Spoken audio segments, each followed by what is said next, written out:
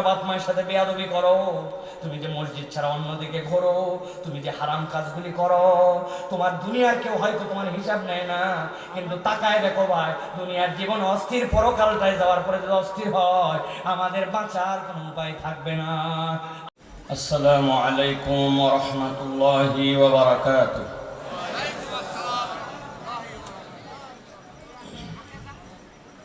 ইন্নাল হামদালিল্লাহ আলহামদুলিল্লাহি নাহমাদুহু ওয়া নাস্তাঈনুহু ওয়া নাস্তাগফিরুহু ওয়া নু'মিনু বিহি ওয়া নাতাওয়াক্কালু আলাইহি ওয়া নাউযু বিল্লাহি মিন শুরুরি আনফুসিনা ওয়া মিন সাইয়্যাতি আ'মালিনা। من يهد الله فلا مضل له ومن يضلل فلا هادي له وأشهد أن لا إله إلا الله وحده لا شريك له وأشهد أن سيدنا وحبيبنا وطبيب قلوبنا محمد الذي أرسله بالحق بشيرا ونذيرا وداعيا إلى الله بإذنه وسراجا منيرا. فقد قال الله سبحانه وتعالى في كلامه المجيد وفي فرقان الحميد. أعوذ بالله من الشيطان الرجيم. بسم الله الرحمن الرحيم.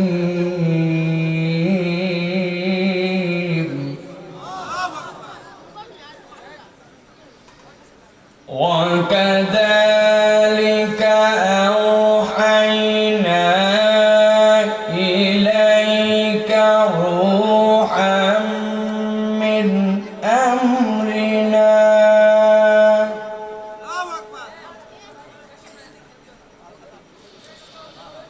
ما كنت تدري ما الكتاب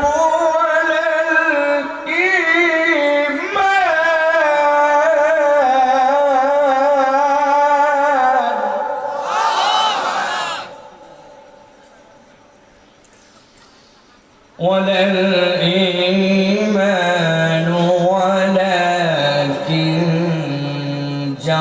جعلناه نورا ولكن جعلناه نورا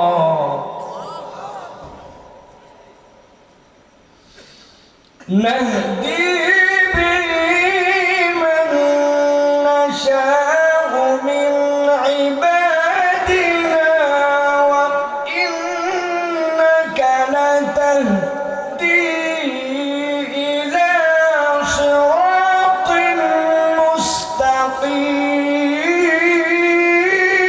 مستقيم.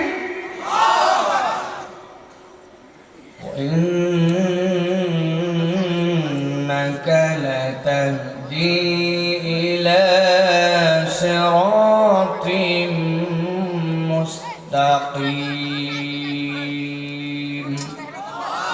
وقال الله سبحانه وتعالى آمرا ومخبرا إن الله وملائكته يصلون على النبي يا أيها الذين آمنوا صلوا عليه وسلموا تسليما.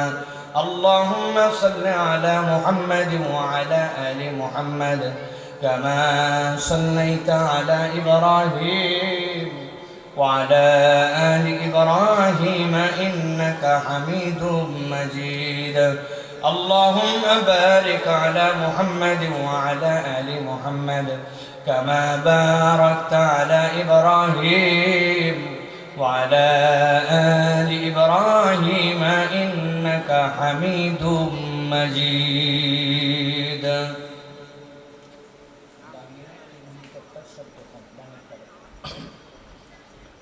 আলহামদুলিল্লাহ আল্লাহ রাব্বুল আলামিনের কাছে কৃতজ্ঞ হচ্ছি যে আল্লাহ রাব্বুল আলামিন আমাদেরকে আজকের এই ঐতিহ্যবাহী জেলা নাটোরের ইসলামবাড়ি যুব সমাজের উদ্যোগে চতুর্থতম ঐতিহাসিক ইসলামী ওয়াজ মাহফিলে আমাদেরকে আজকে প্রাণবন্তভাবে আজকে আসার বসার এবং কোরআনুল কারীম থেকে কথা শোনার মতো পরিবেশ পরিস্থিতি আল্লাহ রাব্বুল আলামিন আমাদেরকে দান করেছেন। এজন্য আল্লাহর কাছে আমরা কৃতজ্ঞ হচ্ছি। সকলে পড়ছি আলহামদুলিল্লাহ।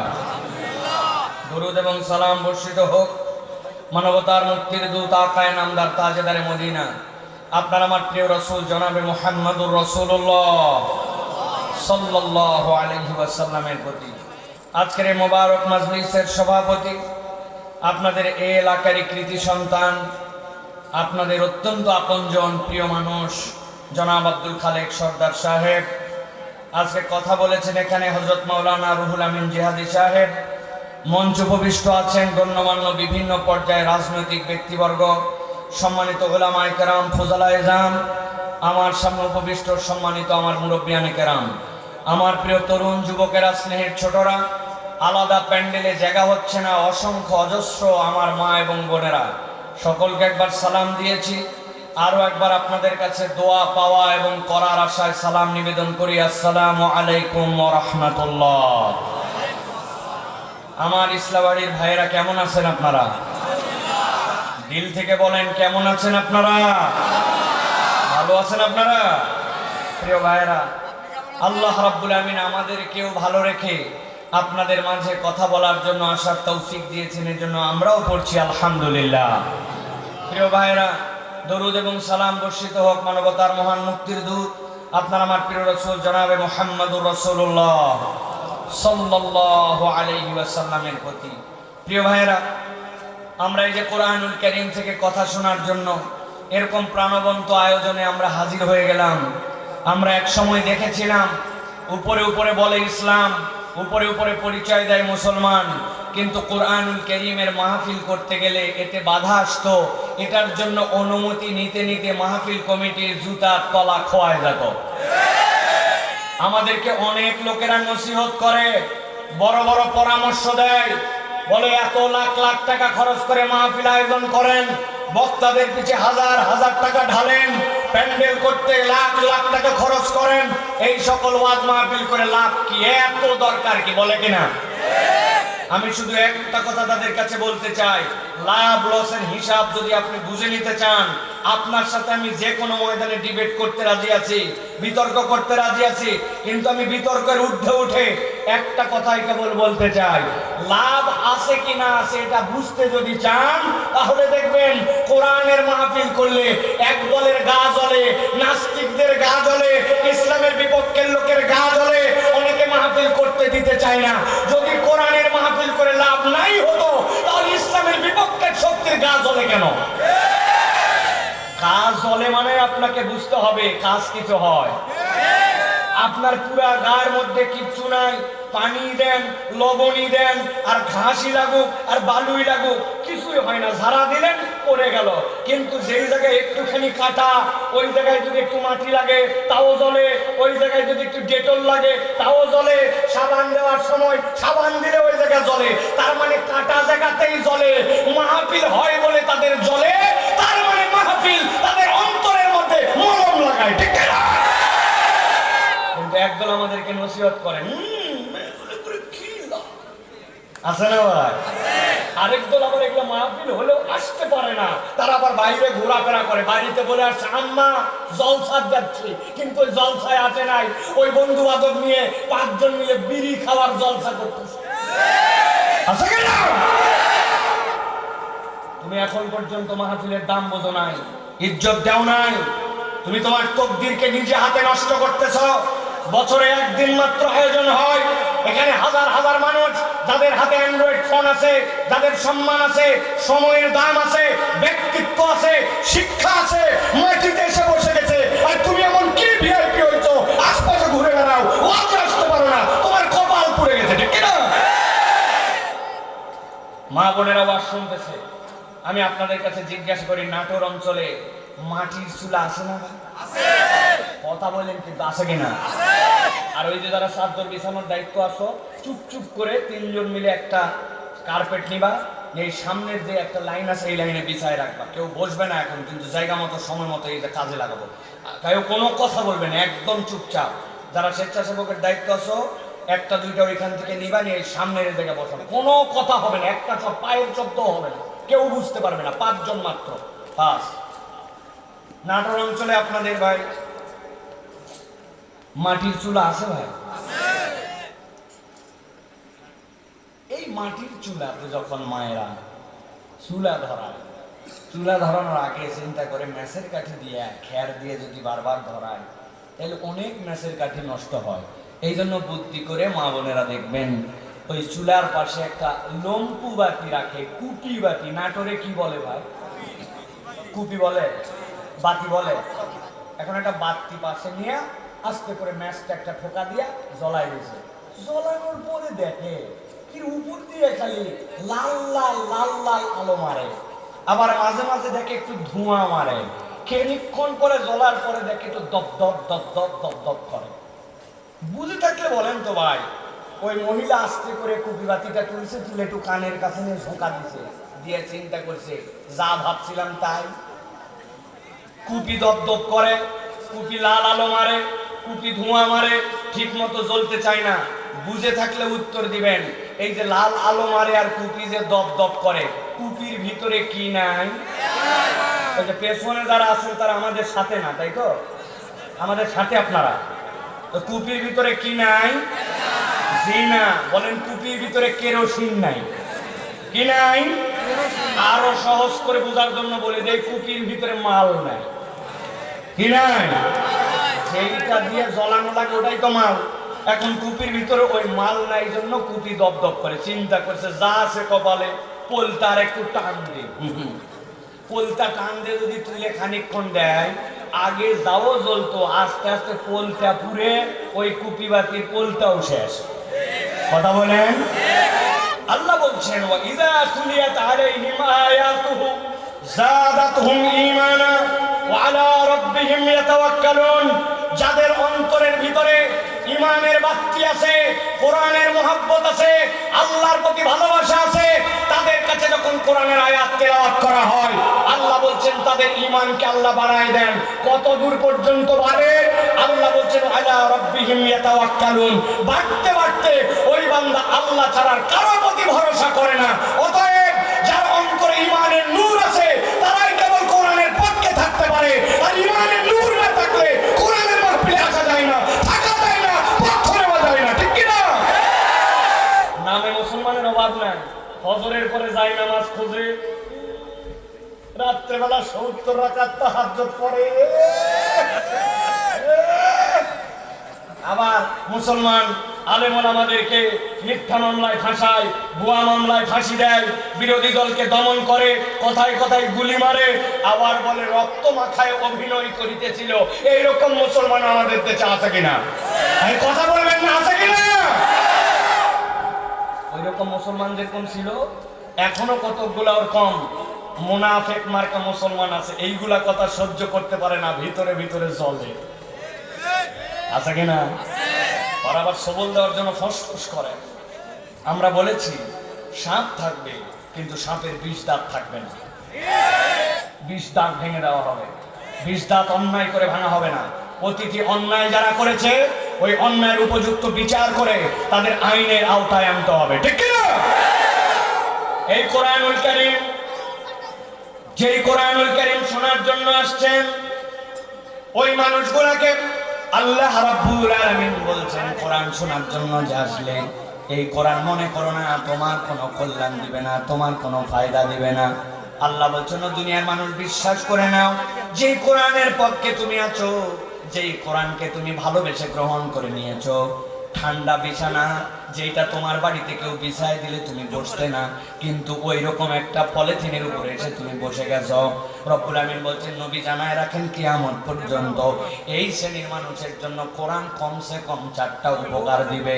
আল্লাহ রাব্বুল আমিন বলছেন, নবী জানান, আয়াতে কারিমা আসলো, আল্লাহ রাব্বুল আমিন নবীজির প্রতি আয়াত দিলেন, ইয়া আইয়ুহান নাস قد جاءتكم موعظة من ربكم وشفاء لما في الصدور وهدى ورحمة للمؤمنين।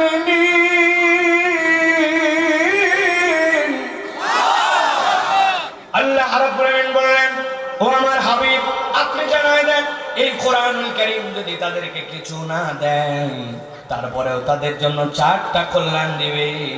1 নম্বর হচ্ছে, জগতের সকল মানুষের জন্য এই কোরআন হচ্ছে আল্লাহর পক্ষ থেকে মাউইজা। মাউইজা মানে হচ্ছে আল্লাহর পক্ষ থেকে ওয়াজ, আল্লাহর পক্ষ থেকে আপনার জন্য উপদেশ, আল্লাহর পক্ষ থেকে আমাদের জন্য চিরদিনের জন্য কিয়ামত পর্যন্ত মানুষের জন্য আল্লাহর পক্ষ থেকে কোরআন হচ্ছে প্রেসক্রিপশন। সুবহানাল্লাহ। এখানে যারা আপনারা এসেছেন, গভীর মনোযোগে আমার দিকে খেয়াল করেন। জীবনে একবার ডাক্তার দেখিয়েছেন, একবার ডাক্তার এমন একটা দেখাইছেন যেই ডাক্তার হাতুড়ে ডাক্তার নয়, যেই ডাক্তার প্রেসক্রিপশন করে করে আপনাকে ওষুধ দিয়েছিল। এই রকম প্রেসক্রিপশন পাওয়া ডাক্তারের কাছে গেছিলেন, এরকম রোগী যদি এখানে থাকেন একটু হাত তোলেন। ডাক্তার দেখাইছেন, ডাক্তার একটা প্রেসক্রিপশন করে দিয়েছে আপনাকে, জীবনে প্রেসক্রিপশন দেখে ওষুধ খাইছেন, এরকম লোক হাত তোলেন। হাত নামান, হাত নামান। সবগুলাই তো রোগী, আমি সহ। কিন্তু প্রেসক্রিপশন আপনি দেখেছেন, কিন্তু প্রেসক্রিপশন কখন আপনি খেয়াল করেন নাই। দেখেন, আপনাকে আমি একটু বোঝানোর জন্য এই কাগজটা আমার হাতের মধ্যে নিয়েছি।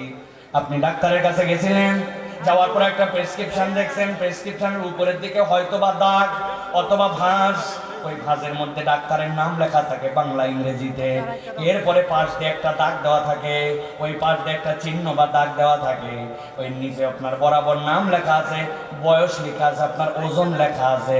গভীর মনোযোগে খেয়াল করেন, প্রেসক্রিপশন নেই, ডাক্তারের কাছে যেই না গেছেন, ডাক্তার কথার কথা আপনি পেটের প্রবলেমে গেছেন, জিজ্ঞাসা করেছে আপনাকে পেটের সমস্যা কতদিন, ব্যথা কোন জায়গায়, খাওয়ার আগে ব্যথা করে না পরে ব্যথা করে, আপনার সমস্যাটা কতদিন ধরে, নানান কিছু জিজ্ঞাসা করছে। আর বাম পাশে ছোট্ট ছোট্ট করে কি কি যেন লিখে রাখছে, আপনি কোনোদিন জিজ্ঞাসাও করেন নাই, আপনি কারণও জানতে চান নাই, বাম পাশে কি জানি ডাক্তার লিখে দিল। বাম পাশে লেখার পরে এরপরে ডাক্তার বলছে, আপনার জন্য আমি প্রেসক্রিপশন করে দিচ্ছি। ডান পাশে আপনার জন্য যেই না ঔষধ লেখা শুরু করেছে, দেখবেন ডাক্তার ঔষধ যখন লেখে 4টা জিনিস আপনার জন্য লিখে দেয়, ঔষধের নাম, ঔষধের পাওয়ার, ঔষধ কতদিন খাবেন, আর ঔষধটা খাওয়ার আগে না পরে কয় ডোজ দিনে খাবেন, এটা আপনার জন্য লেখা থাকে, ঠিক কিনা? ভালো করে বোঝেন। এই যে বাম পাশে যে ছোট ছোট করে লিখেছিল, ওইখানে মূলত ডাক্তার লিখে দিয়েছিল আপনাকে। ডাক্তার দেখার পরে কোন রোগগুলো আইডেন্টিফাই করছে ওইটা আপনার জানার দরকার নাই, কিন্তু ডাক্তার যদি প্রশিক্ষিত হয়, সে যদি জ্ঞানবান হয়, পড়ালেখা করা হয়, তাহলে বাম পাশে সে ছোট্ট ছোট্ট ইন্ডিকেশন গুলা লিখে রেখে দিয়েছিল, আর ডান পাশে আপনার জন্য প্রেসক্রিপশন করে দিয়েছিল। আল্লাহ বলছেন, ইয়া আইয়ুহান নাস কদ জাআতকুম মাউইযাতুম মির রাব্বিকুম, আল্লাহর পক্ষ থেকে তোমার কাছে কোরআনটা প্রেসক্রিপশনের মতো এসেছে। রব তোমাকে সৃষ্টি করেছেন, তিনি জানেন তোমার সমস্যা কোথায়, সেটা অর্থনীতিতেও হতে পারে, সমাজনীতিতেও হতে পারে, পরিবারেও হতে পারে, আইনেও হতে পারে। তোমার সমস্যা যেখানে, আল্লাহ বলছেন আমি কোরআনকে প্রেসক্রিপশন বানায় দিলাম, তাই আমার পর্যন্ত সকল মানুষের জন্য কোরআনের মধ্যে তোমাদের জন্য আল্লাহর পক্ষ থেকে ঔষধ আছে।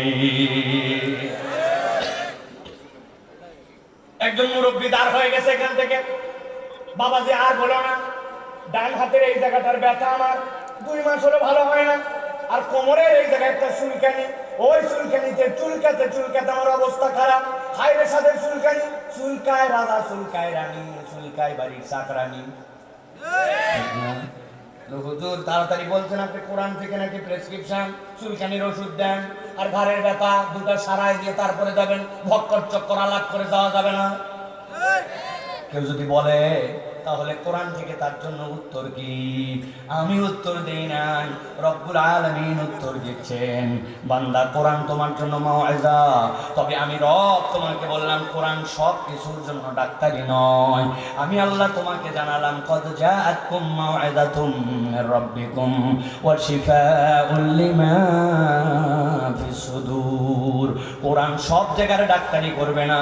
কোরআনের মূল ডাক্তারি, দুনিয়ার সব ডাক্তার যেখানে ফেল, ওইটা হচ্ছে অন্তরের ডাক্তারি। কেননা বান্দার অন্তর যদি ঠিক না হয়, ওই বান্দার দুনিয়ার সব ঠিক হলেও আল্লাহর কাছে ওই বান্দার কোনো মূল্য নাই, ঠিক কি না? এই জন্য প্রিয় ভাইরা, নবীজি সাল্লাল্লাহু আলাইহি ওয়াসাল্লাম বলছেন, আমি নয়, আল্লাহ নবী বলছেন, ইযা সালুহাত সালুহাল জাসাদু কুল্লু ওয়া ইযা ফাসাদাত ফাসাদাল জাসাদু কুল্লু আলা ওয়া হিয়াল কলব। ও বান্দা, দুনিয়ায় তো সব ঠিক, দুনিয়ায় টাকা আছে, পয়সা আছে, ক্ষমতা আছে, কিন্তু তোর অন্তর যদি কোরআনের রঙে রঞ্জিত না হয়, কোরআন দিয়ে যদি জান্নাতে যাওয়ার সার্টিফিকেট তুই অর্জন করতে না পারিস, অন্তরকে যদি কোরআন দ্বারা তোর জান্নাতের ফিটনেস সার্টিফিকেট না নিতে পারিস, আল্লাহ বলছেন দুনিয়ার সামগ্রিক অর্জন আল্লাহর কাছে তোর এক পয়সাও মূল্যায়ন হবে না। আপনি ঠিক বললেও ঠিক, না বললেও ঠিক, আমার আল্লাহ বলে দিয়েছেন, ইয়াউমা লা ইয়ানফাউ মালুন ওয়ালা বানুন ইল্লা মান আতাল্লাহা বিকলবিন সালিম। কত টাকা, কত বছরের ক্ষমতা, কত সুন্দর দেখতে, কত বাহাদুরি, আল্লাহ বলছেন এইগুলা একটাও রব্বুল আলামিনের কাছে গণ্য হবে না, আল্লাহর কাছে বিবেচিত হবে তুমি কি সালিম অন্তর নিয়া তোমার অন্তরকে আল্লাহর কাছে সমর্পিত করে তুমি আল্লাহর দরবারে হাজির হতে পেরেছিলে কিনা। দুনিয়ার কোনো ডাক্তারের সাধ্য নাই আপনার অন্তরকে মুসলমান বানায় দেয়। আল্লাহ বলছেন কোরআনের ডাক্তারি হচ্ছে বান্দার অন্তরকে জান্নাতের উপযুক্ত বানায় দেওয়া, ঠিক না? ফিটনেস যদি না থাকে আপনার কোনো খাওয়া নাই, কি বলেন? ফিটনেসের আলাদা দাম আছে কিনা? হ্যাঁ, যারা আজকের মাহফিলের স্বেচ্ছাসেবক, গলার মধ্যে যাদের কার্ড ঝুলানো আছে, মহিলা প্যান্ডেলের দায়িত্ব ছাড়া এই মুহূর্তে আর কোনো কাজ নাই তোমাদের। স্বেচ্ছাসেবক অনেকে আছে গলার মধ্যে কার্ড ঝুলায়া মাহফিলের মাইকিং করে চিন্তা করছে বিরাট কিছু করে ফেলছে, এখন এলাকার লোক ওয়াজ শুনে খা। জি না, এলাকার লোক ওয়াজ শুনুক না শুনুক, স্বেচ্ছাসেবকদের ওয়াজ শোনা লাগবে। যেগুলো দাঁড়ায় আসো কার্ড হোল্ডার, এই জন্য তোমাদের জন্য ভিআইপি বিছনা দিতে হয়েছে। কেমন বসো, বহুত খেদমত করছো তোমরা, এখন ওয়াজ শোনো, সব লোক উঠে চলে যাবে, খালি গলার কার্ড লাগবে, একটাও যেতে পারবে না, ঠিক কিনা? আসো আসো আসো, তাড়াতাড়ি এসো, সবগুলো বসো, একদম দাঁড়াতে পারে সব। আমি গুনে দেখবো, আমাকে রিপোর্ট দিবেন কয়টা কার্ড আর কয়জন আছে। দাঁড়ান না, ওয়াজ কি জিনিস আজকে টেরাচ্ছে আপনাদের। ভালো করে খেয়াল করো যুবক, একদম মনোযোগ দিয়ে উদাহরণটা সারা জীবনের জন্য দিলের মধ্যে ঢুকায় রেখে দিবা। এদের কত ভদ্র ছেলেরা, সুবহানাল্লাহ, আলহামদুলিল্লাহ বলেন। বলতে দেরি সবগুলো চলে আসছে, আলহামদুলিল্লাহ বলেন। এলাকার ছেলে একটা পেপারের মধ্যে বিজ্ঞাপন দেখছে, সেনাবাহিনীতে সেকেন্ড লেফটেন্যান্টের লোক নিবে। যারা সেনাবাহিনী সম্পর্কে ধারণা রাখেন তারা জানবেন, সেনাবাহিনীতে যদি কোনো লোক সোলজার হিসেবে ঢুকে, সৈনিক, ও বিশাল প্রমোশন পাইছে, ফাটায় ফেলতে পারফরমেন্স দিয়া। যত প্রমোশন হোক, ওয়ারেন্ট অফিসার, এর উপরে উঠার কোনো যোগ্যতা নাই, জানেন তো। কিন্তু সেকেন্ড লেফটেন্যান্টে যদি ঢোকে কমিশন র্যাঙ্কে, কোনোদিন চাইলে ব্রিগেডিয়ার জেনারেল হতে পারে। তকদির ভালো থাকলে ওই বেটা কখনো সেনাবাহিনীর প্রধানও হয়ে যেতে পারে। প্রাইমারি যোগ্যতা 4টা। 1 নম্বর লেখছে 6 ফিট 5 ফিট 6 ইঞ্চি লম্বা হতে হবে। এসএসসি, এইচএসসি অথবা দাখিল আলেমে কমসে কম সেকেন্ড ডিভিশন থাকা লাগবে। 3 নম্বরে কোনো ফৌজদারি মামলার আসামি হওয়া যাবে না। 4 নম্বরে শারীরিকভাবে ফিট হওয়া লাগবে। আপনার এলাকার এক যুবক আনন্দে গদগদ হয়ে চিন্তা করছে, মাথায় খারাপ, চাইছে 5 ফিট 6 ইঞ্চি, আমি তো বেটা 6 ফিট লম্বা। চাইছে ওর 2টাতে সেকেন্ড ডিভিশন, আমি তো বেটা 2টাতেই গোল্ডেন এ প্লাস। বলছে ফৌজদারি মামলা থাকা চলবে না, আমার বাপ দাদার বংশে কারো ফৌজদারি মামলা নাই।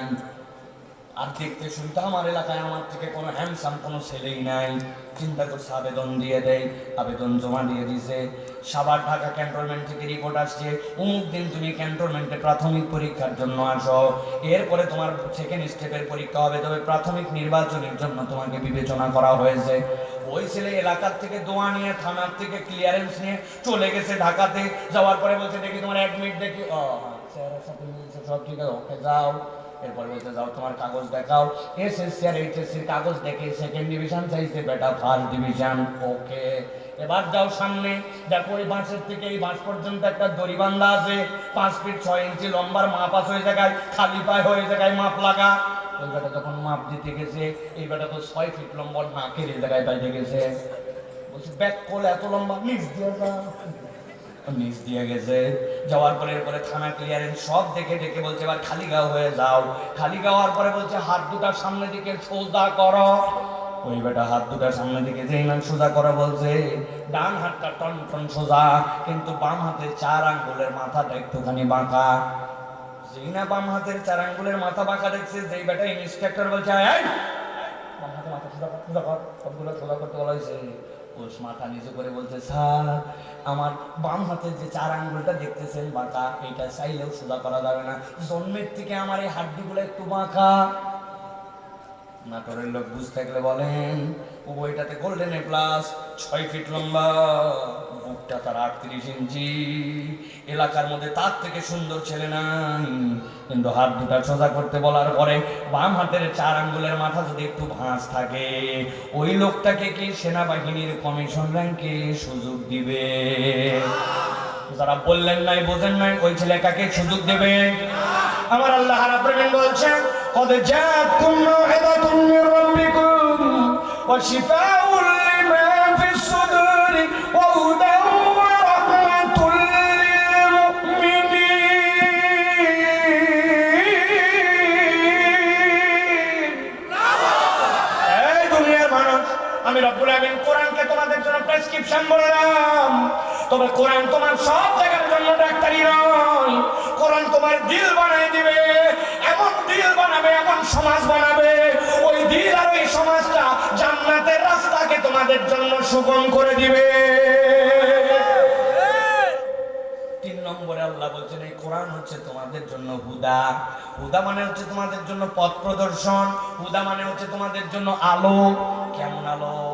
আপনি নাটোর ঢাকা হাইওয়েতে উঠেছেন, আপনি ওই যে আপনাদের চলন বিলের মধ্যে যে রাস্তা, এই রাস্তা দিয়ে আপনি ঢাকার দিকে রওনা হয়েছেন। গভীর মনোযোগে খেয়াল করেন, এখানে যারা বাইকাররা আছেন আপনারা দেখবেন মাঝে মাঝে রাত্রেবেলা আপনি বাইক চালাচ্ছেন অথবা গাড়ি চালাচ্ছেন, রাস্তার পাশ দিয়ে 3 কোণা এরকম করে করে কতকগুলা সাইনবোর্ড লাগানো আছে, লেখা আছে থামুন, সামনে মসজিদ, সামনে বাজার, ধীরে চলুন, বামে মোড়, ডানে মোড়, সরু রাস্তা।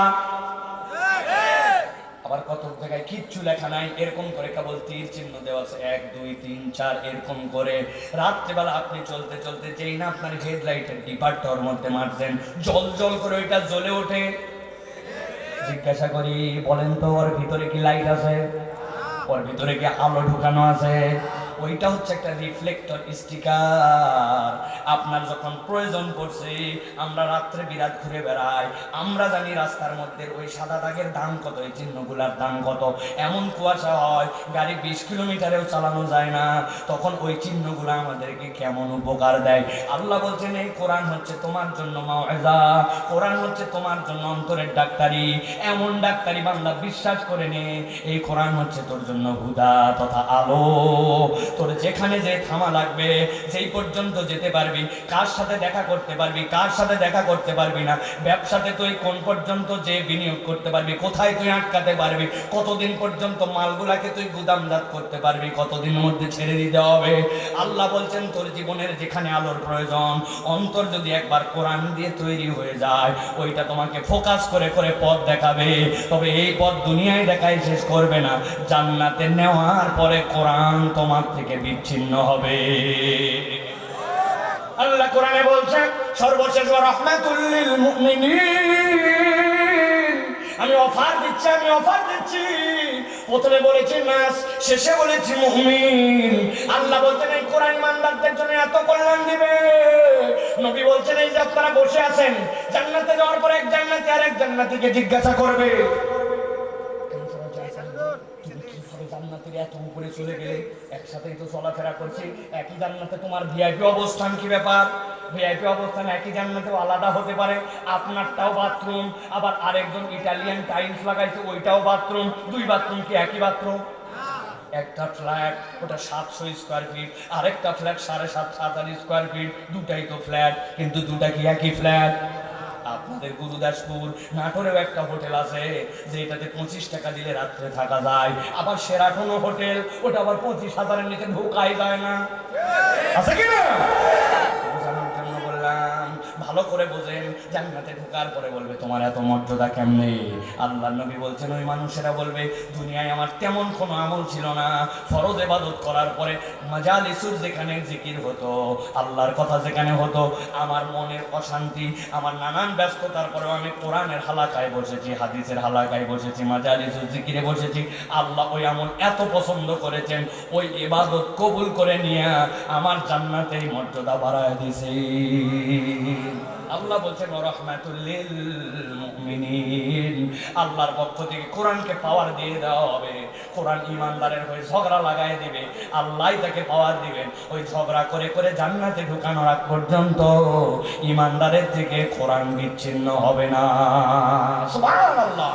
তাহলে এবার বুঝে থাকে বলেন, এই যে আপনারা সকলে আসলেন, এই রাত্রে বসলেন, এইটাতে আমাদের লাভ আছে না নাই? একসাথে বলতে হবে, আছে না নাই? এটা কম না বেশি? এটা বুঝে না না বুঝে? কিছুটা হলেও বুঝে যে কোরআন আমাকে ফায়দা দিবেই দিবে, ঠিক কিনা? আল্লাহ আমাদেরকে এটা বোঝার তৌফিক দান করুন, বলেন আল্লাহুম্মা আমিন। আপনারা রাত অনেক গভীর, আমি যখন এই মাহফিল নেই, মাহফিল নেওয়ার সময় প্রথম কন্ডিশন ছিল আমার ভাইজান আমাকে 9টা থেকে 9:30 দিতে হবে। আমার ভাইয়েরাও আমাকে বলছে ইনশাআল্লাহ, আইসে দেখেন। কিন্তু আমি জানি তো কিছু কিছু বিষয় বাস্তবতার কারণে এইগুলো সব সময় টাইম ম্যানেজমেন্ট করা সম্ভব হয় না। কিন্তু আমি চাই 11টায় মাহফিল শেষ হোক, এসব থেকে শুরু করে আলোচনা শুরু হোক, আমরা বক্তার আগেই চলে আসি। কিন্তু কেন যে মাহফিল আমরা দিতে চাই না, আবার এলাকারও কিছু দোষ আছে, এরা মাগরিবের পরে লোকই থাকে না, এসার পরেও আসে না, খায় দায় তারপরে রিল্যাক্স করে আসে ভাই, ঠিক না ভাই? তা আমরা সকলে মিলে যদি একটু চেষ্টা করি তাহলে পরিবর্তন হওয়া সম্ভব, ঠিক না? এখন যদি মাহফিলটা শেষ হয়ে যেত, সুন্দর করে বাড়ি যেতেন, আরাম করে শুতেন, ফজরে উঠতেন, আমরাও নিরাপদে যেতাম। কিন্তু না, এ কাজ করতে আমরা রাজি নাই। ঠেলতে ঠেলতে ঠেলতে এই যে আমার দেরি করে আপনারা দিয়ে দিলেন, দেরি করে দিলে আমার কি লস? আমার লস আছে ভাই, শরীর আর চলে না। কত দূর পর্যন্ত চালানো যায় কথাবার্তা? তো আমি ওই যে উঠার পরে স্টেজে উঠলে আমাকে কোনো রকম ধাক্কা একালে স্টেজ পর্যন্ত আনলে আমি আবার পাগল, আবার স্টেজ থেকে নামার পর আবার মনে হয় আর ইহো জন্মবিদায় ওয়াজ করতে পারবো না, শরীর অবস্থা এরকম হয়ে যায় ভাই। এই জন্য আমি বলি আমরা আসলে এই টাইমের মূল্যায়নটা করি প্রিয় ভাইরা। আমরা আগামীতে আমরা সুন্দর সময় মতো মাহফিল করতে রাজি আছে তো ইনশাআল্লাহ? আল্লাহ আমাদেরকে তৌফিক দান করুন। অনেকেই ভাবতেছেন যে মাশাআল্লাহ ওয়াজ তো শুরু হয়ে গেছে, তাই না ভাই? ওয়াজ কিন্তু এখনো শুরু হয়নি। কেবল একটু আল দিলা, হ্যাঁ, কারণ আমার পুরাতন শ্রোতারা জানে আমি আল না দিয়ে আমি কথা বলি না, কেবল একটু আল দিলা। আমার জমিতে যদি পানি বাঁধায় রাখতে চায় তাহলে আমার যদি আল লাগে তাহলে ওয়াজের আল আছে না? আজকাল এক ধারতে শুনে গেলাম আর এক ধারতে চলে গেলাম, কি শুনলাম কেন শুনলাম কিচ্ছু জানি না। কালকে যাই বলবে একটা বক্তা ছিল, বক্তা খালে, যেমন তেমন বক্তা নেই, তারও বাবরি বক্তারও বাবরি, তাই না? বলছে বক্তা ছিল একটা ফাটা ফেলছে। বউ জিজ্ঞাসা করছে আচ্ছা আমি ওয়াজ শুনলাম তুমিও শুনলে, কিন্তু কি ফাটালো তা তো বুঝলাম না, বলো দেখি কি ফাটালো। বলছে তাও আমি জানি না কিন্তু ফাটাইছে। আছে কিনা এরকম ওয়াজ ভাই? মুরব্বীরা কথা বলেন, কালকে আলোচনা হবে ফাটা ফাটি ওয়াজ হয়েছে, কিন্তু কি ফাটালো আমরা জানি না। অতএব ভাই আমি কিছু ফাটাতে চাই না, আমি একটু আপনাদের সাথে এই যে একটা জোড়া দিয়ে কথা বলতে চাই, যেই কথার একটা শুরু আছে শেষ আছে, যেই কথার একটা মেসেজ আছে, এরকম একটা বার্তা দেওয়ার জন্য আমি আপনাদের কাছে এইরকম ভাবে কষ্ট করে একটু আয়াল দিলাম। কেননা আল্লাহ আমাকে অনেকগুলো অযোগ্যতা দিয়েছে, আমি যেরকম জিকির করাতে পারি না, আমি গজল গাইতে পারি না, আমি এগুলো শিখি না, এগুলো হয় না আমার দ্বারা। এই জন্য আমি উঠি উঠার পর থেকে র্যান্ডম আমার কথা বলতে, আমাকে জিজ্ঞাসা করে হুজুর চা খাবেন না গরম পানি খাবেন? আমি তো আমার সময় কোথায়, আমার তো সময় নেই, চা কখন খাবো গরম পানি কখন খাবো। আল্লাহ রাব্বুল আমিন আমাদেরকে আজকে আশা বসাকে কবুল করেন, বলেন আল্লাহুম্মা আমিন। তাহলে আমরা কিছু কথা শুনতে রাজি আছি ভাই? রাজি আছি তো? সবার কিন্তু রাজি থাকার দরকার নেই। আমি সব সময় বলে থাকি, আর বেশি দিন আমার হাতে সময় নাই, কেননা আমারও 40-এ বয়স ধাক্কা মারতেছে। অতএব বয়স 40 হয়ে গেলে তখন মুরব্বীদের কিছু আলোচনা আল্লাহ যদি শিখাই তখন করব। আপাতত মুরব্বীদের কোনো ওয়াজ নাই, যা ওয়াজ হবে সব তরুণ যুবক যাদের বয়স 40-এর নিচে, আজকের জন্মগ্রহণকৃত এখান থেকে 40 পর্যন্ত যারা, তাদের জন্য আলোচনা হবে। মুরব্বীরা আপনাদের জন্য ছুটি, আব্বা আপনারা বাড়ি যেতে পারেন, চাবি লাগায়া আইসে বসে আছে, আপনি বাড়ির যায় খোলার বসে থাকেন, ভিতরে ঢুকার উপায় নেই, তারপরে এখানে বসে থাকেন, ঠিক না? তাহলে আমরা কিছু কথা শুনতে রাজি আছি ইনশাআল্লাহ। কারা কারা? মাশাআল্লাহ। থামেন থামেন থামেন, হাত নামান হাত নামান হাত নামান, কোনো কথা হইচই করবেন না, সবাই মেহেরবানি করে হাত তুলবেন না, দয়া করে।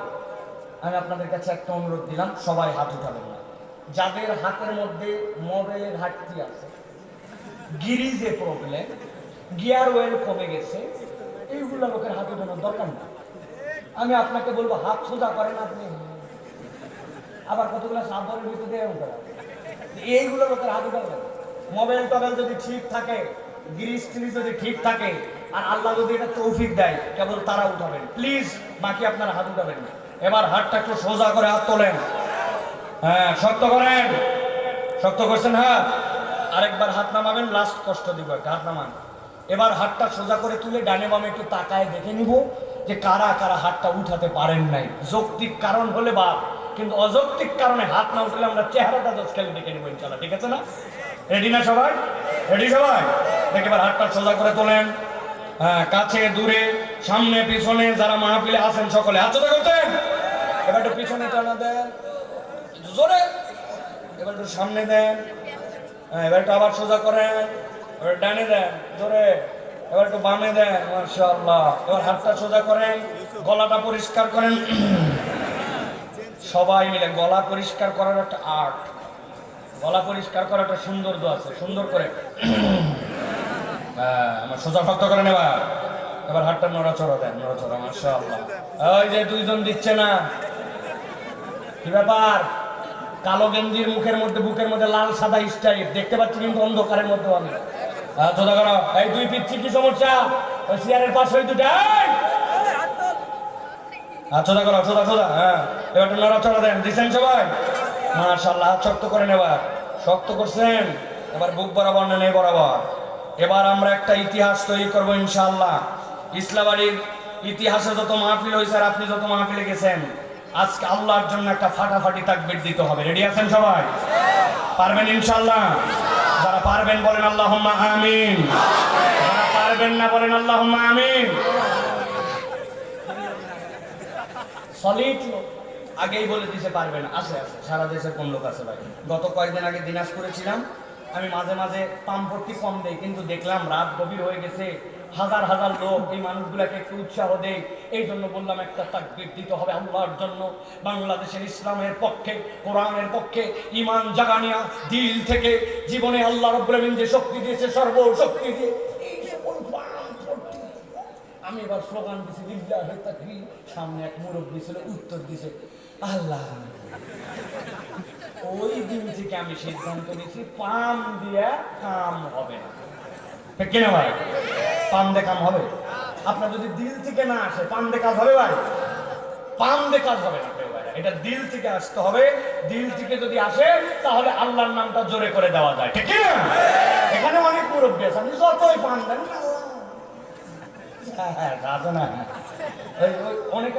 অনেকে আবার আপনাদের জানি না এলাকা আছে কিনা, অনেকের বউ বলে যায়, বউয়ের কথা অনুযায়ী অনেকে চলে, আসে না ভাই? বউয়ের পরামর্শ নেওয়া যায়, কথাও শোনা যায়, তবে অনেকে আছে খুব অনুগত, বউ যা বলে তার থেকে এক পায়ে দিক ওদিক নড়ে না।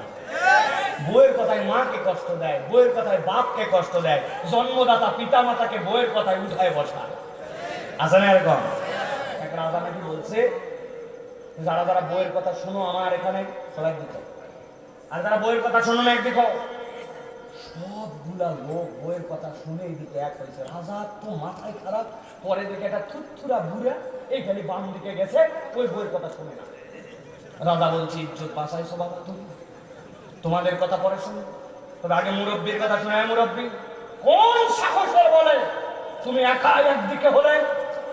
মুরব্বী বলতেছে সেগুলা পরে বলা যাবে, আগে কথাটা বলি আমি কেন একদিকে হয়েছি। বলছে কেন? বাড়ির থেকে বের হওয়ার সময় আমার ওয়াইফ বলছে সব লোক যেদিক যায় সেদিক যাবা না। আমি কি কম ফেলায় একদিক হয়েছি? তাহলে বইয়ের কথা শোনা বাদ থাকলে করবা। এখন আমাদের এখানে যদি এরকম কেউ বলে যে বউ বলে দিচ্ছে আল্লাহু আকবার বলা যাবে না জোরে, এরকম বউ আলহামদুলিল্লাহ আমাদের এলাকায় নাই, ঠিক কিনা? হাতটা বুক বরাবর নেন, হাত নামায় ফেলছেন, একটু কথা বলতে লাগছে আর সব আপনারা টান হারায়। এটা তো পিটি প্যারেড স্টাইল আছে, ধরো হাত ধরে বুক বরাবর ধরছেন সবাই। আমরা যখন লিল্লাহি তাকবীর বলবো হাত দুটো আসমানের দিকে ছুঁড়ে দেবো, পারবো তো ইনশাআল্লাহ? আবার নামায় নেব সর্বশক্তি দিয়ে, আকাশ বাতাস মুখরিত করে। এই তাকবীরে যারা শরীক হবে না আগামী 1 বছর তারা পস্তাবে। রেডি তো সবাই? একটা তাকবীর দেন, লিল্লাহি তাকবীর, লিল্লাহি তাকবীর। আল কোরআনের আলো, আল হাদিসের আলো, তোমার নেতা আমার নেতা, তোমার নেতা আমার নেতা, আলেম ওলামা যেখানে, আল্লাহর আইন যেখানে, লিল্লাহি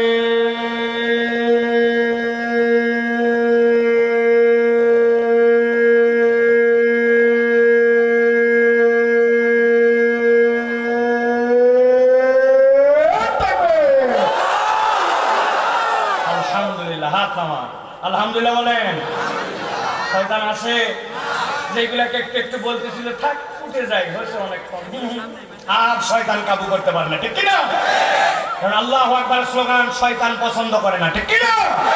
এই জন্য এই বাংলাদেশেও দেখবেন আল্লাহু আকবারের স্লোগান অনেকে পছন্দ করে না। যারা আল্লাহু আকবারের স্লোগান পছন্দ করে না তাদেরকে দায়িত্বহীন কণ্ঠে আমরা আগামী বাংলাদেশে ঘোষণা করে দিতে চাই, আল্লাহু আকবারের স্লোগান কোনো দলীয় স্লোগান নয়, কোনো পার্টির স্লোগান নয়, কোনো গোষ্ঠীর স্লোগান নয়। আল্লাহু আকবার ইমানদারের স্লোগান। এই বাংলার কাছে একজন ইমানদার কিয়ামত পর্যন্ত যদি বেঁচে থাকে ইনশাআল্লাহ বাংলার জমিনে আল্লাহু আকবারের স্লোগান চলতেই থাকবে, চলতেই থাকবে, চলতেই থাকবে।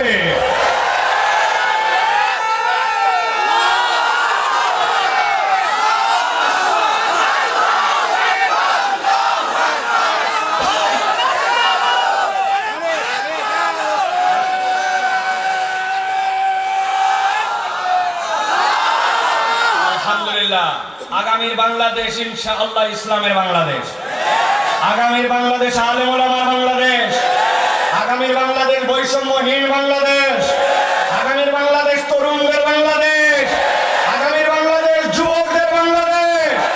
আমরা দায়িত্বহীন কণ্ঠে জানাতে চাই ওই বাংলাদেশে আল্লাহু আকবারের পক্ষে যারা, আমরা তাদের পক্ষে।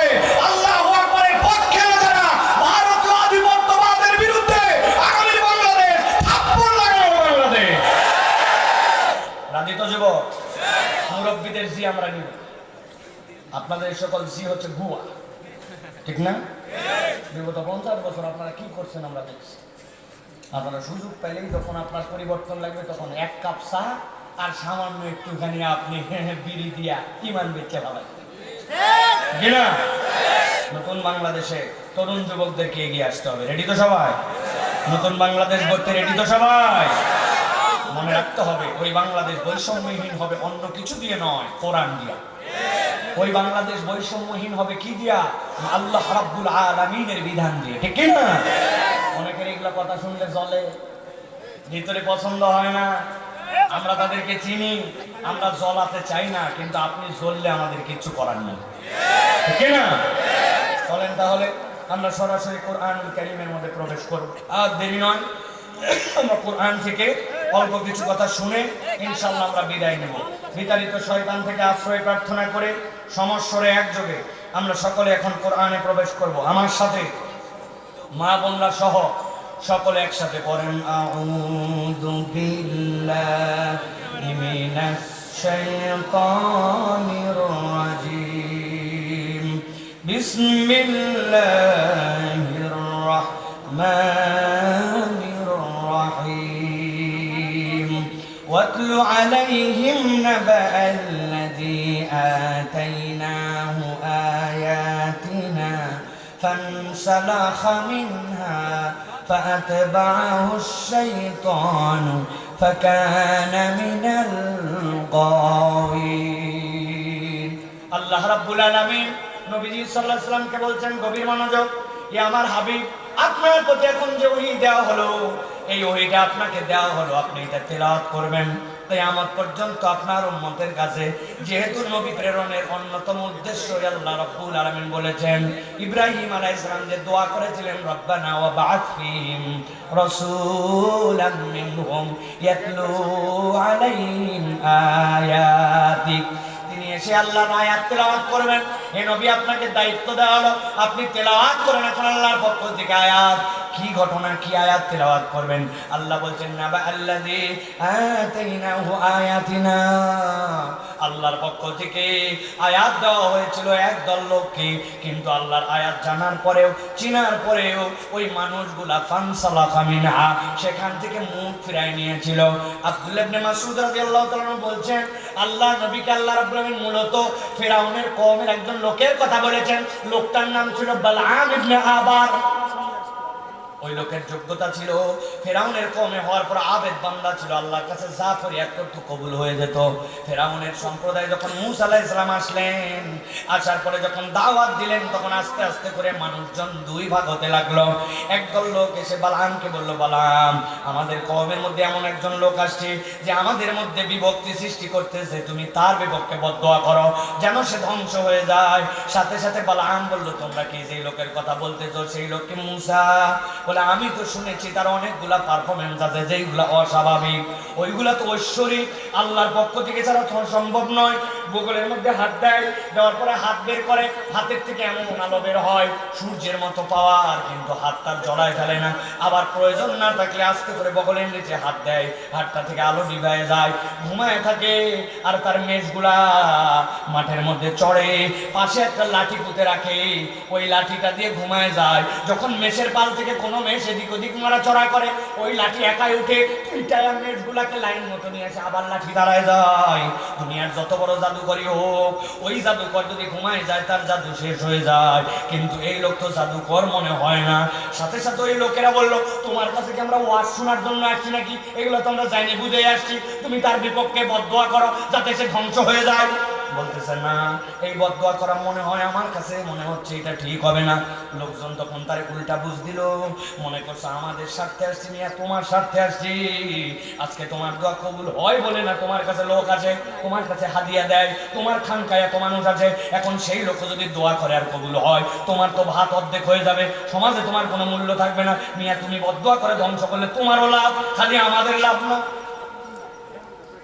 বালাম আল্লাহর কাছে হাত তুললো রব্বুল আলামিন মুসাকে ধ্বংস করে দাও যেই না হাত তুলেছে আল্লাহ বলছেন হাত তোলার সাথে সাথে রব্বুল আলামিন তাকে ইলহাম করে দিয়েছেন কিয়ামত পর্যন্ত যদি তোমার হায়াত থাকে তোমার আর কোনো দোয়া কবুল করা হবে না কারণ কি আল্লাহ বলছেন আল্লাযী আতাইনাহু আয়াতিনা যাকে আল্লাহর পক্ষ থেকে আয়াত দেওয়া হয়েছিল সে চিনতে পেরেছে সত্য কিন্তু চেনার পরেও ফানসালাখা মিনহা ইচ্ছা করে সেখান থেকে পিঠ দেখায় উল্টা দিকে চলে গেছে বুঝে থাকলে উত্তর দেন আমাদের এলাকাতে এরকম মানুষ আছে কিনা যারা সত্য জানে হক জানে আল্লাহর আদেশ জানে কিন্তু জানার পরেও ইচ্ছা করে আল্লাহর আদেশ পালন করি না ইচ্ছা করে আল্লাহর আদেশের কাছে যায় না এরকম লোক আছে কিনা কথা বলেন ঢাকা থেকে এক লোক ঈদের আগের রাত্রে নাটোরে আসার জন্য রওনা হয়েছে বাসে জায়গা নাই সিট নাই ভিতরের জায়গা নাই অনেক টানাটানি করে ভিতরে উঠছি উঠার পরে রড ধরে লটকায় লটকায় ঝুলে ঝুলে আস্তে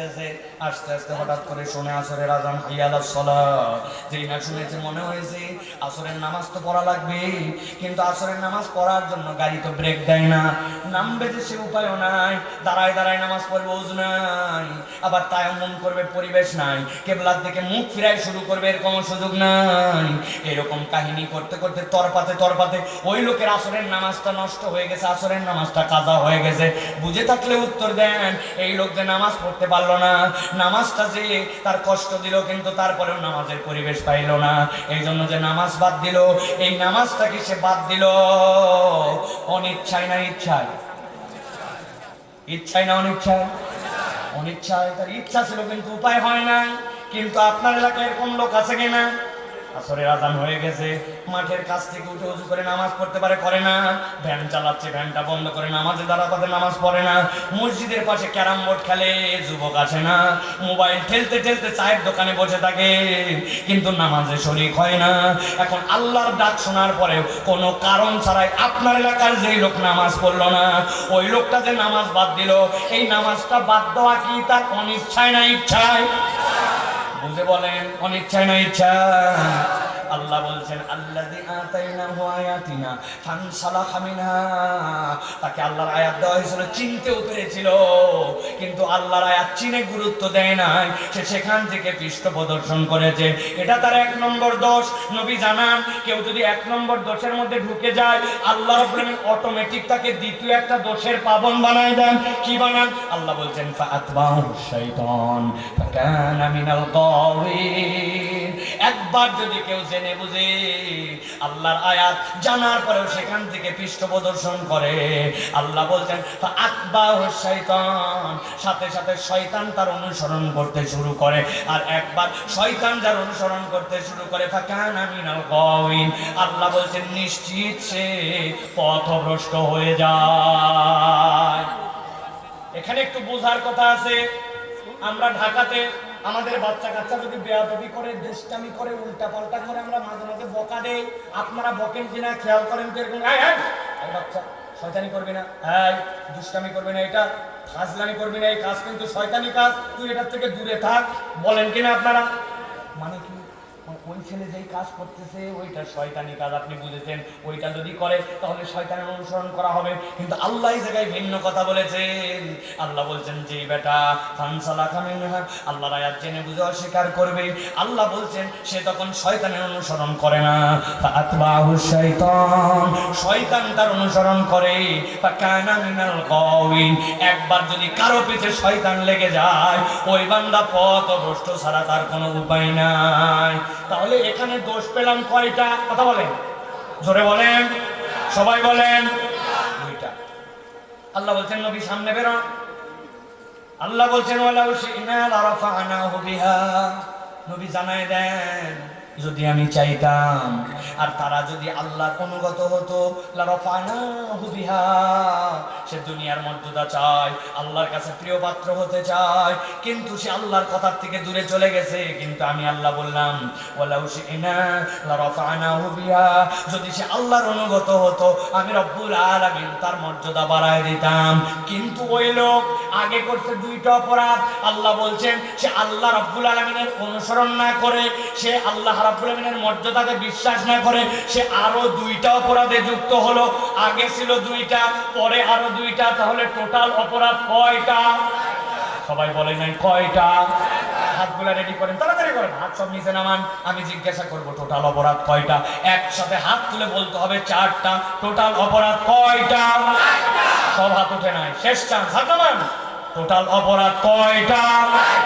লাস্ট আরেকটা সুযোগ দেবো, হাত নামান। চাচা আবার 2 হাত তুলতেছে, বাবা রে, এতগুলা করতে বলবো আমি।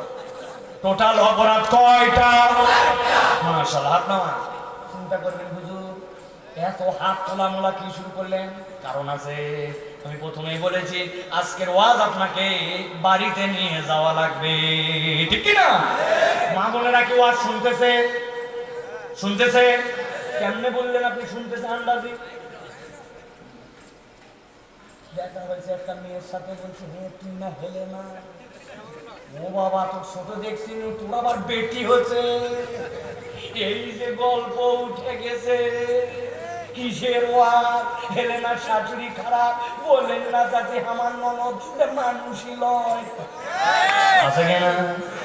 ওয়াজ শুনতেছে, খালি মনে করছে গল্প হচ্ছে ওই জায়গায়। আবার অনেকগুলা কাকালে করে একটা টেন্ডেস্টার আনছে, ও ওর ঠেলায় আর ওয়াজ শোনা যায় না। মা বোনেরা তার কথা শুনতেছেন, দিল দিয়ে কথা শোনেন। আমাকে মাঝে মাঝে বিভিন্ন জায়গায় যাওয়ার পরে বলে হুজুর একটু মহিলাদের ওয়াজ করে। কে মহিলাদের? যা কোরআনে 10% খালি আলাদা মহিলাদের, বাকি 90% জেনারেল ওয়াজ, ঠিক কিনা? তাহলে টোটাল অপরাধ কয়টা? এটা ভুলে গেছেন কয়টা? ভালো করে চলেন, সামনে আগাই। আল্লাহ বলছেন ওয়ালাউ শি'না লারাফানাহু বিহা ওয়ালাকিন্নাহু আখলাদা ইলাল আরদ।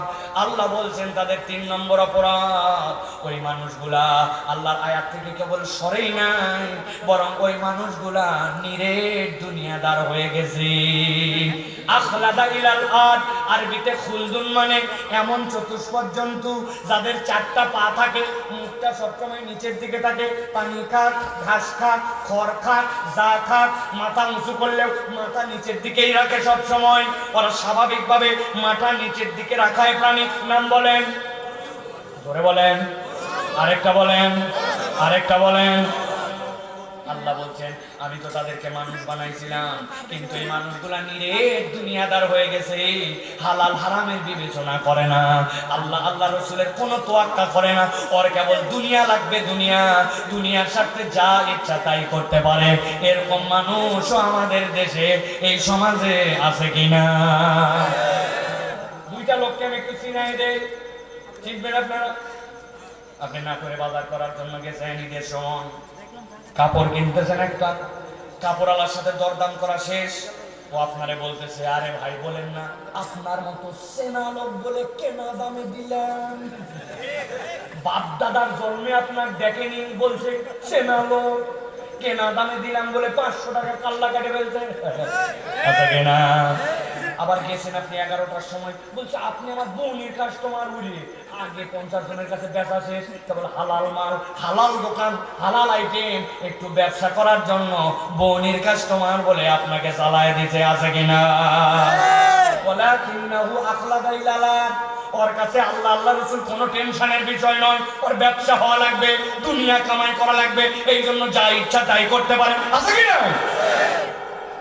এখানে আছে মনে করছে বাইসে গেলাম রে, আমি তো দোকানদার না, কিন্তু অনেক মুরব্বী আছে এত বড় দাড়িওয়ালা, আবার পাঞ্জাবি করে, পান খাই, খেলাল করে, সকালবেলা কাঁধের মধ্যে কোদাল নিয়ে মাঠের দিকে সফরে রওনা হয়েছে। একজন দেখে বলছে এ বাবাজি এত সকালবেলা আপনি ঘুমিয়ে যাচ্ছেন, মাঠে যাচ্ছেন, ব্যাপার কি? বলছে বাবা রোদ উঠলে আর আগের মতো কাজ করতে পারি না, মাথা ঘুরে যায়, এই জন্য রোদ উঠার আগে একটু মাঠে যাচ্ছি। আসল টার্গেট মুরব্বীর ভিন্ন। ওনার সাথে যার জমি লাগানো, ওই জমিওয়ালা এখনো আলু কেটে পারে না, উনি আলু কেটে চারাঙ্গুলে একটু জমি ঠেলতে চায়, এরকম মুরব্বী না করে না। ভালো করে বোঝেন, ওনার এই যে আল ঠেলে চারাঙ্গুল, এই জায়গায় জমিতে আবাদ হয়েছে 5 কেজি, আর এইদিকে তার আবাদ হয়েছে 20 মন। 5 কেজির জন্য তার খাজনা খারিজ কোনো বৈধ কাগজ নাই, আর 20 মনের জন্য আছে নিরেট দুনিয়াদারির জন্য। ওই 20 মনের সাথে 5 কেজি মিলাই ফেলছে, মিলাই ফেলে হালাল হারামের বিবেচনা বোধ মাথার থেকে উঠায় দিয়েছে। এরকম নামাজি, এইরকম জুব্বাওয়ালা, দাড়িওয়ালা মুসলমানও আছে কিনা? কথা বললেন না যে আছে কিনা?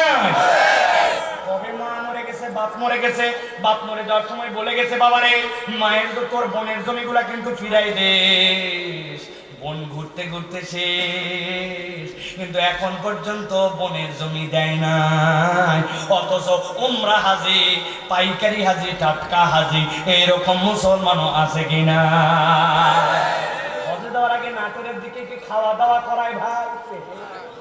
গরু কাটে খাওয়ায় এখন, আর কয় টাকা খরচ করলে বয়ে হজে নিয়ে যাওয়া হতো, ঠিক কিনা? জানাই যেতে হবে আমি হজে যাচ্ছি, এটা ভাব আছে। আচ্ছা না, এলাকায় সবাইকে দাওয়াত দিয়েছে, সাথে ওনার মেয়ে দুটা বিয়ে দিয়েছে, মেয়ে দুটাকেও ডাকছে, মেয়ে দুটা বাড়িতে আসছে। ওনার 10 বিঘা জমি, 2 মেয়ে 2 ছেলে। মেয়েগুলাকে বলছে মায়েরা তোমাদের জন্য অনেক খরচ করেছে বিয়ে শাদিতে, তবে তোমরা টেনশন করো না, আল্লাহ বাঁচালে হজের থেকে যদি আমি ফেরত আসি, তোমার জন্য মালা, তোমার নাতির জন্য কিন্তু আংটি, জামাইয়ের জন্য গলার চেন, কিছু না কিছু তো অবশ্যই নিয়ে আসবো মা, তবে যদি না ফিরতে পারি। বলে মেয়েকে ব্ল্যাকমেল করে বলতেছে মা জমিগুলো একটু সেটা সেট করে দিতে চাই। To the point. এবার বলছে মা তোমরা 2 মেয়ে ভালো জমি যেটা আছে 2 বিঘা নিয়ে নাও, 2 বিঘা 2 মেয়েকে দিয়ে বাকি 15 বিঘা 2 ছেলেকে ইনসাফ মতো বন্টন করে দিয়া ওই মক্কা শরীফে রওনা হয়ে গেছে। খানায় কাবার সামনে যাওয়ার পরে সকলেরই চোখে পানি আছে। ওই হাজী সাহেব কাবা দেখার সাথে সাথে আবেগে উদ্বেলিত, লোকজন চিন্তা করছে সবাই কান্দে, কিন্তু এই হাজী এত বেশি কান্দে কেন? দেখি তোর সাথে দোয়ায় শরীক হই, দোয়া করতে যাই আল্লাহ আসার সময় একটু ভুল করছি, একটু আল্লাহ মেয়েগুলাকে একটু জমি কম দিয়ে ছেলেগুলাকে একটু বেশি দিছি, আল্লাহ লাগে তো ছেলেদের আল্লাহ আল্লাহ মেহরবানি করে কাবা দেখলে সব গুণা মাফ হয়, আমার এইগুলা তুই মাফ করে। বুঝে থাকলে বলেন আপনি বান্দার হক নষ্ট করে খানায় কাবায় যদি কান্নাকাটি করেন, রব্বুল আলামিন কি বান্দার হক নষ্টের গুনাহ মাফ করে দিবে? আল্লাহ বলছেন কেন অপরাধ করলো? ওয়ালাকিন্নাহু আখলাদা ইলাল আরদ, আল্লাহর হালাল হারাম জানতো এই বেটা, কিন্তু নিরেট দুনিয়াদার হয়ে গেছে। চিন্তা করছে আল্লাহ ধরবে, কবে ধরবে দেখা যাবে, আপাতত আমি দিয়ে যাই, আমারও একটা বিবেক বুদ্ধি আছে, আছে কিনা? তাহলে সেই লোক দেশের টাকা বিদেশে পাচার করে দিল, ব্যাংকগুলো হাওয়া করে দিল, রাস্তার খোয়া বালু খাইয়ে ফেললো, এত মোটা মোটা রডের বদলে বাঁশ ঢুকাই দিল, আর টপ করে দেশের থেকে পালাই গেল। আর চিন্তা করলো বেঁচে গেছি, আসলে বেঁচে গেছে না ফাঁসে গেছে? কথা বললেন না যে বাঁচতে না ফাঁসছে? আপনি তো খেলার হিসাব বোঝেন না। খেলার হিসাব আমরা জানি ভাই। ফুটবল খেলা যখন শুরু হয়, ভালো ম্যাচ যদি হয় তাহলে খেলাটা সেন্টার থেকে হয়, ঠিক কিনা? সেন্টার থেকে বল দিয়েছে এই পা ওই পা এই পা ওই পা, বল ক্লিয়ার হলে সেন্টার থেকে ডাইরেক্ট কিক করবে, আর ভালো টিম হলে কিক করবে না, এই পা ওই পা করতে করতে ডি এর মধ্যে ঢুকায়া গোল নিশানা করে তারপরে টার্গেট করবে। গোল হতেও পারে নাও পারে, কিন্তু ডাইরেক্ট মারবে না। যেগুলা মনে করতেছে দেশকে উজাড় করে দিয়ে টপ করে বাইরে চলে গেছে, আপনি তো কেবল শট একটা খাইছেন, এখনো শটাতে শটাতে শটাতে শটাতে তওবা যদি না করেন জাহান্নামে ডাইরেক্ট।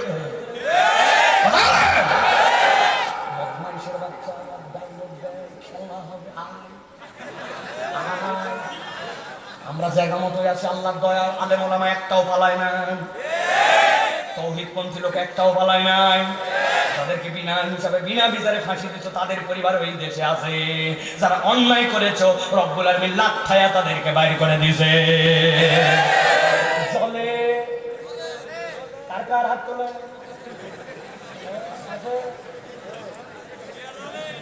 আছে আছে, সামনে আগাবো। কয়টা তাহলে কারণ মনে আছে তো? কয়টা?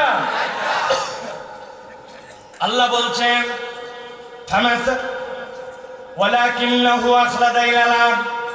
ওই মানুষগুলা 3 নম্বর অপরাধ, তারা নিরেট দুনিয়াদার, ডান বাম দেখে না, হালাল হারাম মানে না। রব্বুল আলামিন মানা করেছেন বিয়ের আগে তোমার সাথে কারো সম্পর্ক থাকতে পারবে না, কিন্তু নিজেকে মুসলমান পরিচয় দেয় অথচ হারাম সম্পর্কের সাথে জড়ায়। আল্লাহ বলেছেন 14 জনের বাইরে তুমি কারোর সাথে দেখা দিতে পারবা না। ওই মা কথা মানে না, তার স্টাইলে চলে, চিন্তা করছে আমার শরীর আমি যেমনি চালাবো, আমার চেহারা আমি যাকে দেখাবো। এখানে আবার বলার আছে কার?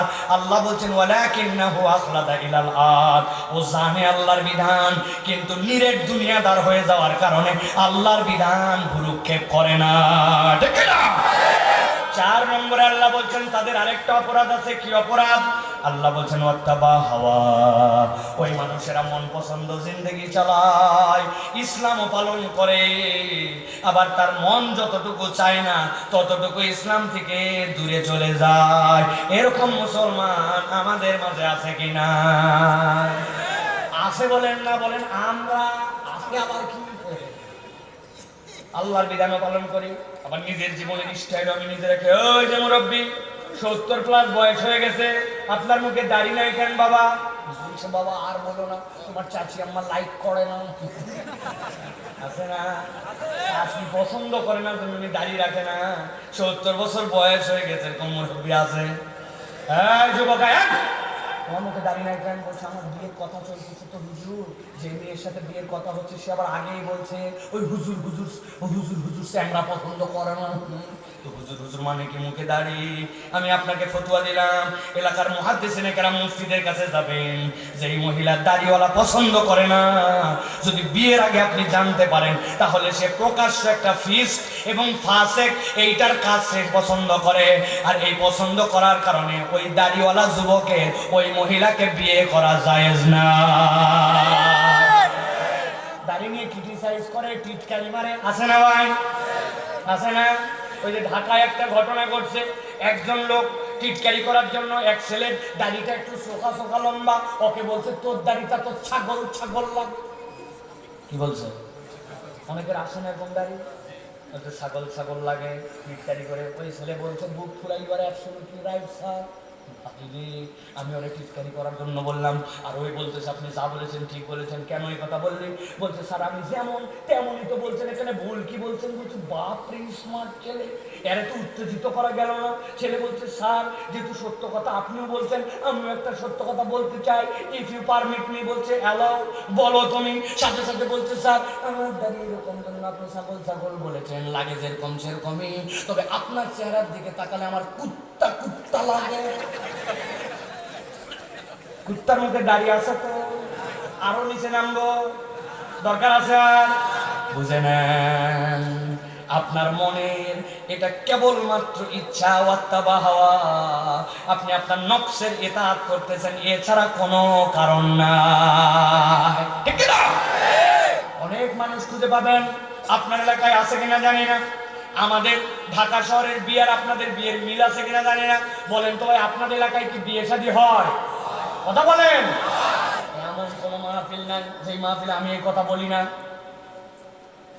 বিয়ে শাদী হয়। ইসলামের বিয়ের বিধান কি? তিনটা। ইসলামের বিয়ের বিধান, 1 নম্বর ইজাবার কবুল, এটা ফরজ। 2 নম্বরে ওয়াতুন নিসা সাদুকাতিহিন্না নিহলা, আপনি ছেলের সামর্থ্য যতটুকু ততটুকু পর্যন্ত আপনাকে দেনমোহর দিয়ে দিতে হবে।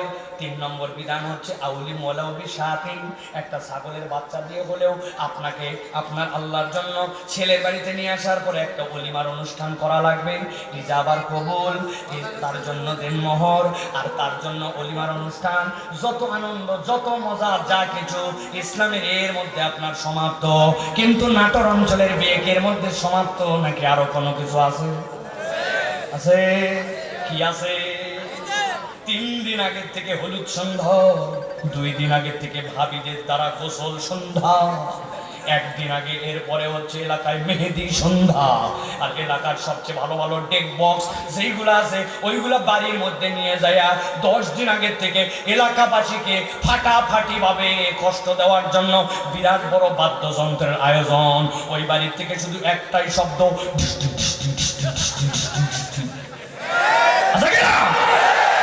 ওই ঢিস্টি ঢিস্টি বাড়ির থেকে আসরের নামাজের সময় এক হাজি সাহেব বার হয়ে আসছে, লোকজন বার হওয়া মাত্র ধরে বলছে চাচা কি শুরু করছেন আপনি? আপনার বাড়ির থেকে হই হাঙ্গামা, গান বাজনা, এত জোরে উত্তেজনা, আপনি একটা হাজি সাহেব মানুষ, আর সহ্য করা যায় না। আপনার এগুলা কি কারবার? থাম থাম থাম, তোরও বেটি আছে। আমি কি এগুলো করবার চাইছি নাকি? ছেলেপেলেরা করতে চাইছে, নাতি নাতকুরা করতে চাইছে। এখনকার সমাজে একটু করা লাগে। আর একটা দিন আছে মাত্র, একটু সহ্য কর, রাগ করিস না, তোর বটিরও বিয়ে দেওয়া লাগবে। চল আমরা আসরের নামাজ জামাতে করে আছি। হাজি সাহেব হজ করে আসরের নামাজে জামাতে পড়তে যায়, কিন্তু হারাম গান বাজনা, বেহায়া বেহায়াপনা, বেলাল্লাপনা এইগুলা আমলে মাখে না। ওইগুলাকে মনে করে সমাজ তখন তার ইলা, তার আত্মীয় স্বজন ইলা, তার নাতি নাতিরা তার ইলা। আল্লাহ বলছেন ওয়াত্তাবা হাওয়া, সে তার মন পছন্দ জিন্দেগি চালায়। আল্লাহর দিকেও আছে, আবার ইসলামহীনতাও আছে। এইরকম মুরব্বী হাজি সাহেব নামাজি সাহেব আমাদের এলাকায় আছে কিনা? আছে। আল্লাহ বলছেন ওয়াত্তাবা হাওয়া, তুমি ইসলাম কেবল পালন করো নাই, তোমার মন পছন্দ জিন্দেগি চালাও। আরেকটা ভিআইপি শ্রেণী আছে, তাদের নাম বলো ভাই। আমাদের ইসলামের কথা বললে আপত্তি নাই, রোজার ইসলামে আপত্তি নাই, কিন্তু যদি একবার খালি বলেন আসেন আল্লাহর জমিনে আল্লাহর দেওয়া বিধান অনুযায়ী আমাদের অর্থনীতি চলুক, আমাদের রাষ্ট্র চলুক, আমাদের হুকুমতে ইসলামটা এই দেশে আসুক, সাথে সাথে বলবে এই বক্তার তো মনে করছিলাম দলীয় না, এইটাও দেখি দলীয় বক্তা আছে কিনা। আল্লাহর আইনের পক্ষে কথা বললে দল খোঁজে, অথচ নামাজ রোজা পছন্দ করে এরকম মুসলমান আছে কিনা। আল্লাহ বলছেন ওয়াত্তাবা হাওয়া, এরা হচ্ছে মন পছন্দ জিন্দেগি চালায়। তবে এক নম্বর অপরাধ আল্লাহ আয়াত জেনে বুঝে অস্বীকার করে। দুই নম্বর তার দোষ হচ্ছে ওই মানুষগুলো শয়তানের অনুগামী হয়। তিন নম্বরে ওই মানুষগুলো নিরেট দুনিয়াদার। চার নম্বরে তার মন পছন্দ জিন্দেগি চালায়। আল্লাহ বলছেন নবী আপনি বলে দেন যাদের এই চারটা অপরাধ আছে আল্লাহর কাছে তাদের একটা পরিচয় আছে। আল্লাহ আয়াতে কারিমা দিলেন ফামাসালুহু কামাসালিল কাল। হে নবী আপনি বলে দেন এই চার দোষে দুষ্ট যারা আল্লাহর কাছে কুত্তার মতো। তারা কার মতো বলেন? কুকুরের মতো। একটা মুখ বন্ধ থাকবে না। আমাদের টাকা কোন দিকে তাকান আপনারা? ওই লোকগুলা কার মতো? সবাই বলবেন একসাথে কুত্তার মতো। এবার বলেন কুকুরের মতো। অনেকে চিন্তা করবো হুজুর এতক্ষণ তাও জাতে ছিল, এক কুত্তার নাম চারবার নেওয়া হচ্ছে, ব্যাপার কি? কারণ আছে। আপনি ভাবতেছেন কুকুর একটা নিকৃষ্ট প্রাণী, আল্লাহ একটা বাতিল সৃষ্টি, আল্লাহ রাব্বুল আলামিন একটা খবিস সৃষ্টি, নাপাক সৃষ্টি। এই জন্য এই চার অপরাধের কারণে আল্লাহ কুকুরের মিসাল দিয়েছেন। না না না, আমি এইটা বোঝানোর জন্য এত জোরে আপনাদের কুকুরের কথা বলেছি। আল্লাহ এই জন্য তাদেরকে কুকুর বলেন নাই। দুনিয়াতে তো বরং আমরা যদি তাকাই তাহলে দেখতে পাই অনেক মানুষের থেকে অনেক ক্ষেত্রে কুকুর বিশ্বস্ত, অনেক ক্ষেত্রে কুকুর মানুষের থেকে বেশি কৃতজ্ঞ। আপনি তো ঠিক বলছেন আন্দাজে, আর আমার কাছে তার একটা প্রমাণ আছে। যে কাপটা দেন তো। একদিন চায়ের দোকানে গেছি আমি, আমার বাসার নিয়েছি, যাই চায়ের দোকানে বসছি। আমার আবার চা নেওয়ার পর একটা বদ অভ্যাস আছে, ওই চায়ের মধ্যে একটু বিস্কুট ডুবাই ডুবাই সুবাই সুবাই খাওয়া লাগে। আপনারা খান নাকি ভাই? কারা কারা আমার দলে? ও বাবা হাত নামান খায়। আমি উপর থেকে একটু তাকাইছি কোন বিস্কুট আছে, দেখি একটা এনার্জি 5 টাকা দাম। কয় পিস থাকে? আন্দাজি 4 পিস। 3 পিস কমায় দিছে এখন মিয়া। এত বড় বড় একটা চিপসের প্যাকেট খালি ঝনঝন করে, ঠিক না? আমার কথা হচ্ছে মাছ বাঁচানোর জন্য অক্সিজেন দেওয়া লাগে, কিন্তু ওই চিপসের প্যাকেটে এত অক্সিজেন কেন? তার মানে ভিতরের জিনিস কমায় দিছে, ঠিক না? এখন আমি একটা চায়ের প্যাকেট নামাইছি, বিস্কুটের প্যাকেট নামায় চায়ের মধ্যে ডুবাইছি। চায়ের মধ্যে ডুবানো মাত্র কোত্থেকে জানি একটা লোক আসছে, আইসে বলছে আরে সাইফুল্লাহ ভাই আপনার ওয়াজ 5 বছর শুনি, কোথায় আপনার সাথে দেখা হবে? এইভাবে যে দেখা হবে আমি তো বুঝতে পারি নাই, আমার তো হাত পা কাঁপতেছে, এই দেখেন গায়ের লোম দাঁড়ায় গেছে। আমি বলতেছি ভাই যে উত্তেজিত হয়েছেন আপনি, এত উত্তেজিত হওয়ার দরকার নাই। আপনি তো এখন পর্যন্ত সালাম দিতে পারেন নাই, সালাম দেন। ওই বলতেছে আসসালামু আলাইকুম ভাই।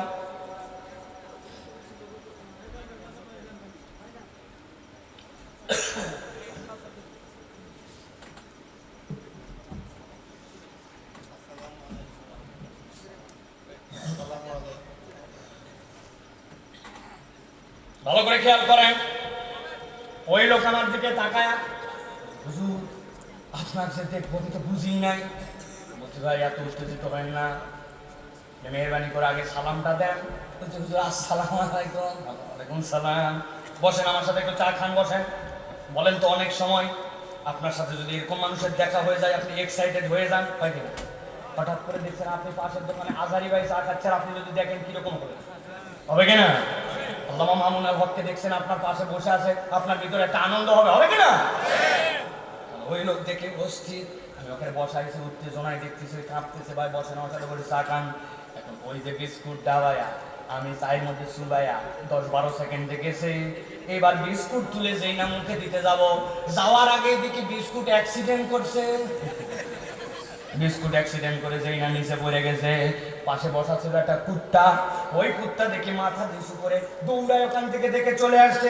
আসার পরে আমি একটু পা সরাইছি, সরানো মাত্র দেখি মাথা নিচু নামায় দিয়ে কুকুর ওই জায়গায় জিব্বা লাগা। তিন টান দিতে কি না দিতে সাথে সাথে বিস্কুট শেষ।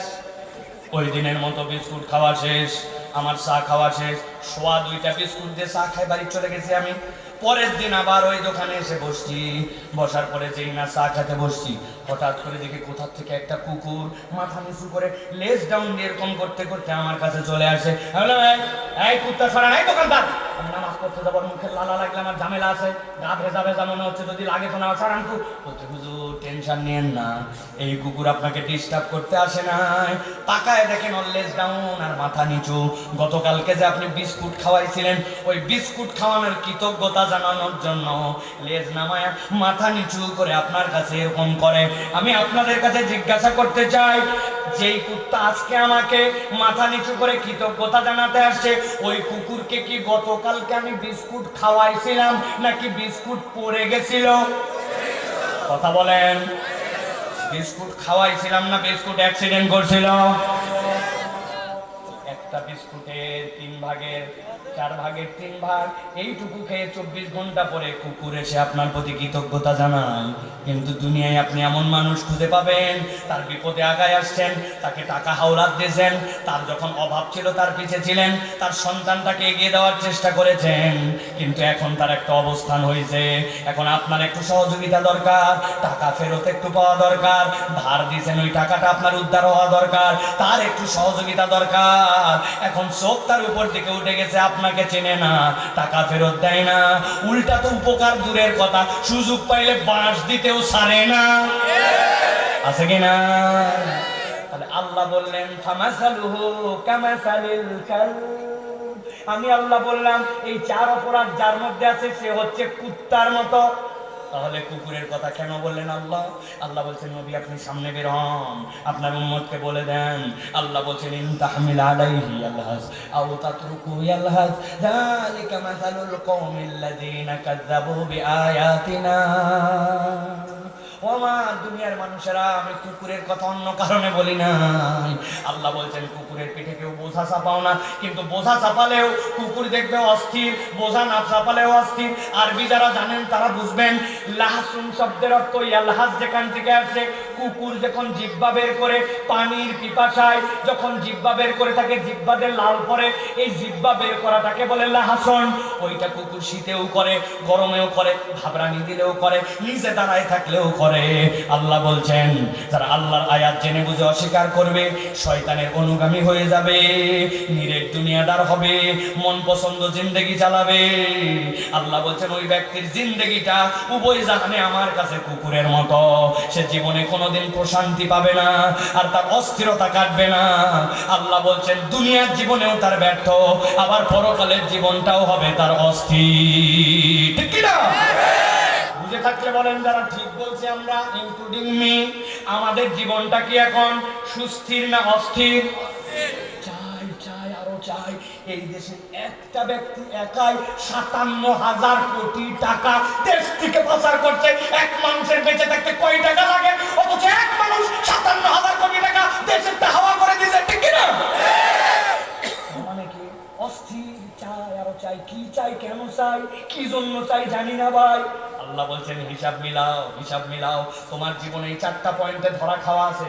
হয় জেনে বুঝে আল্লাহর আয়াত থেকে দূরে আছো তুমি, শয়তান তোমার পিছনে লাগছে, অথবা দেখো তুমি নিরেট দুনিয়াদার হয়েছো, হালাল হারাম সত্য মিথ্যা আল্লাহর বিধান কিচ্ছু তোয়াক্কা করে না, ওর কেবল দুনিয়ার সাথে যা বলবেন তাই সে করতে রাজি। আর 4 নম্বরে তোমার মন পছন্দ জিন্দেগি চালাও, আল্লাহ পছন্দ জিন্দেগি নাই। আল্লাহ বলছেন এই জীবন হলে দুনিয়াতেও অস্থির, পরকালে অস্থির। এখানে যারা আছেন তারা বলতে পারেন হুজুর রাখেন, দুনিয়াটা এখন এরকম একটু অস্থির হতে হতে এরকম করে দুনিয়া শেষ হয়ে যায়। আমিও বিশ্বাস করি তাই, কিন্তু একটা পয়েন্টে কথা বলে শেষ করে দিব, সারা জীবন মনে রাখবেন। আল্লাহ সৃষ্টি দুনিয়াতে 3 ধরনের। কয় ধরনের? কয় ধরন? কয় ধরন?